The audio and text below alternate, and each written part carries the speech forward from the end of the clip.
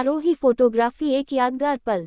आरोही photography हमारे यहाँ शादी विवाह में अच्छी फोटोग्राफी की जाती है। जन्मदिन एवं सभी शुभ अवसरों के लिए संपर्क अविनाश को माटी के लाल सम्मान।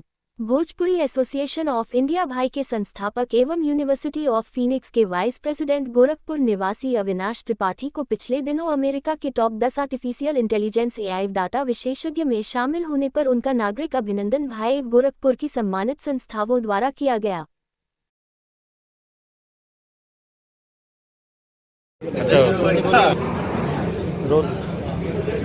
सबसे पहले तो बहुत बहुत बधाई। गोरखपुर पूर्वांचल के उत्तर प्रदेश भारत का नाम रोशन किया। बहुत बहुत धन्यवाद। आज आपका नागरिक अभिनंदन हो रहा है। भाई एसोसिएशन ने नागरिक अभिनंदन किया है और ये भी ज्ञात हुआ है कि भाई के फाउंडर मेंबर्स में आप हैं। तो वही भाई एसोसिएशन आपको सम्मानित कर रहा है, कैसा आपको महसूस हो रहा है? नहीं, घर में आके सम्मान तो सबको बहुत अच्छा लगता है। गोरखपुर से हूँ और गोरखपुर में ये अभिनंदन हो रहा है तो बहुत ही गर्वान्वित महसूस कर रहा हूँ। और भाई जो है, आप सबको मालूम है, एक अग्रणी संस्था है जो बहुत ही अच्छा काम कर रही है। भाषा काम कर रही है। अपने घर में आके सम्मान होना ये बहुत ही गौरव वाली बात है। भाई का झंडा आपने मतलब भोजपुरी का यूएस में भी उठा रखा है। भोजपुरिया लोग तो हर जगह हैं। आप देश के विदेश किसी कोने में चले जाएंगे, वहाँ पे आपको भोजपुरिया मिल जाएगा। हम एक कोशिश कर रहे हैं एक प्लेटफॉर्म की कि जहाँ पे सभी जो भाषी लोग हैं वो एक जगह इकट्ठे हो सकें और कल्चरल एक्सचेंज है वो कर सकें। हम वो यहाँ भी कर रहे हैं और हमारी कोशिश वहाँ भी है कि हम उसको सही दिशा से सही ढंग से कर सकें। इंग्लिश के बीच में भोजपुरी मुश्किलात नहीं आती?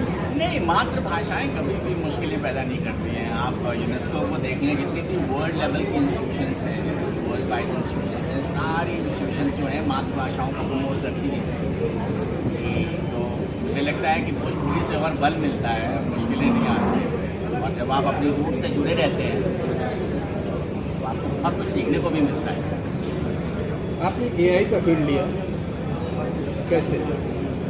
एआई जो है एक बहुत ही इवॉल्विंग और टेक्नोलॉजी है। मेरा जो बैकग्राउंड है वो डेटा साइंस में है और इस कारण जो है वो बाय डिफ़ॉल्ट जो है वो एआई में जाना हुआ है। मैं ये कहूँगा कि अभी बहुत कुछ संभावनाएं हैं एआई को लेके और अभी जो हम लोग कर रहे हैं उसको बेसिकली स्क्रैचिंग द सरफेस कहते हैं। अभी बिल्कुल सतह पे जो चीज़ें हैं हम उन्हीं को अभी खरीद पाए हैं। अभी बहुत दूर संभावनाएं हैं अभी आई तो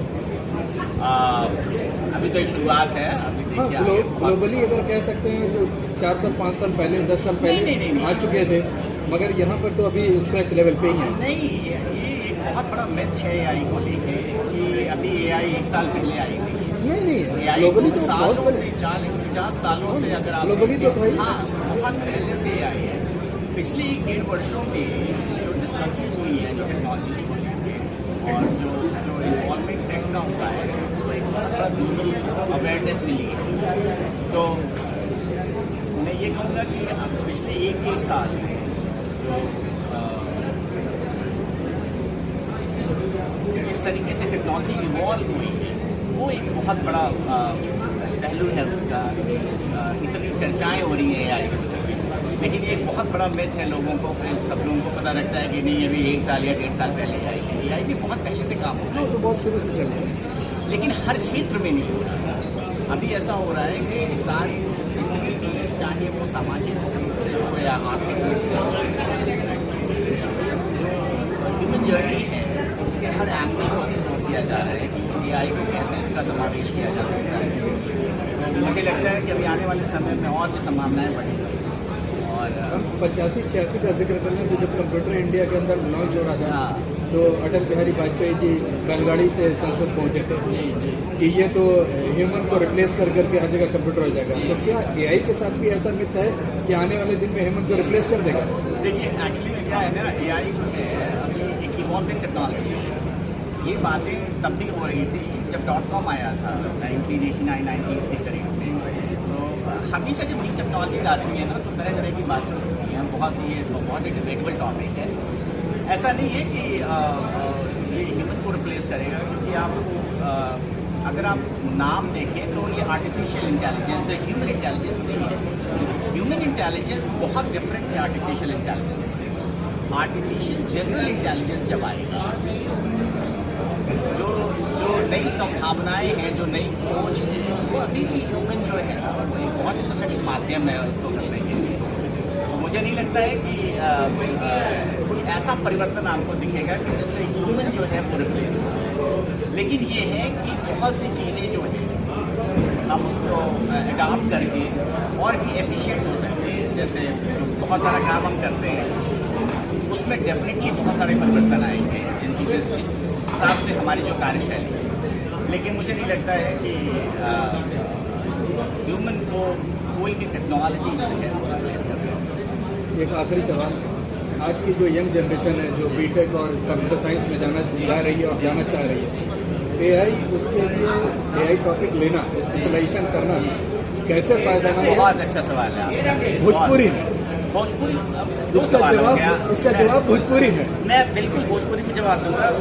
उसका ओके मेरी तरीके से कहा कि एआई और पाव ओपन सोर्स हो गया।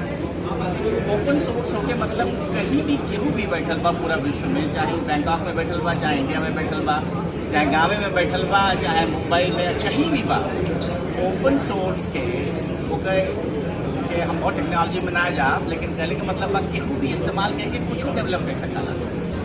तो ऐसा ना है कि केहू के एक आदमी के मतलब एक ऑर्गेनाइजेशन के एक देश के ऊपर कंट्रोल ओपन सोर्स कहने के नाते हम आपके कहब कि जे भी कंप्यूटर साइंस में जाने की कोशिश कर रहा था, या कंप्यूटर साइंस में ना कोनो भी फील्ड में जाने की कोशिश कर रहा था, वो अबहने से जो पाना ओपन सोर्स के कौन तरह से इस्तेमाल किया जा सकाला, प्रोजेक्ट किस तरीके से डेवलप किया जा सकता था।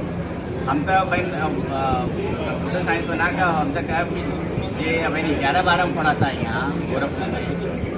देखिए भी जो सोचे चाहे कि कौन तरीके से ओपन एआई लेके और कुछ डेवलप किया जा सकता। हम तो हमेशा सबसे कही लेना कि जितना लोग इंजीनियरिंग कॉलेज में भी था, जो कोनो भी कॉलेज में, ओके डेफिनेटली कुछ समय ओके समझ लेके कोशिश कर लेके समय लगौले की जरूरत ना हो कि कैसे अच्छे से समझा जा सकता। लेकिन एक बहुत बड़ा पहलू बा हिंदुस्तान के लिए कि जो डेवलपर एक बहुत बड़ा स्ट्रेंथ। सर, आज जो कार्यक्रम है वो किस प्रकार का है, जरा बताइए। कार्यक्रम तो नागरिक अभिनंदन का है, मैं खाली शरीक हूँ। बड़ी खुशी है मुझे यहाँ बुलाया गया है, गोरखपुर से हूँ, बहुत ही गर्मान्वित है। सर, एक गोरखपुर से निकल करके यूएस में जाकर के ये स्टेज पर आ जाना, टॉप 10 के अंदर नाम आ जाना, ये सफ़र कैसा रहा? एकदम पूर्वांचल एकदम नीचे से चल करके उस टॉप लेवल तक, ये सफ़र कैसा रहा? ऐसा है, मुश्किलें रहती हैं। हम थोड़ा सा किस तरह कार्यक्रम है ये भोजपुरी एसोसिएशन ऑफ इंडिया भाई, जो भोजपुरी भाषा के उन्नयन और संरक्षण के लिए हम लोगों ने गठित किया है।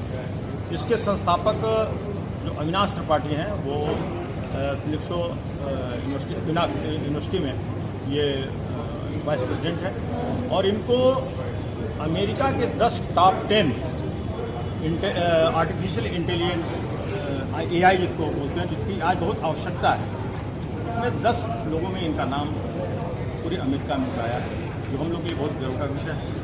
माटी के लाल हैं ये, और ये अमेरिका में जाके अपनी भोजपुरी का झंडा फहराए हैं, अपने एआई का झंडा फहराए हैं। इसलिए आज भोजपुरी एसोसिएशन ऑफ इंडिया भाई एवं गोरखपुर की अन्य संस्थाएं मिलकर इनका नागरिक इसके मुख्य अतिथि दीनदयाल उपाध्याय गोरखपुर विश्वविद्यालय के कुलपति प्रोफेसर पूनम टंडन जी, और गोरखपुर महापौर मंगलेश श्रीवास्तव जी।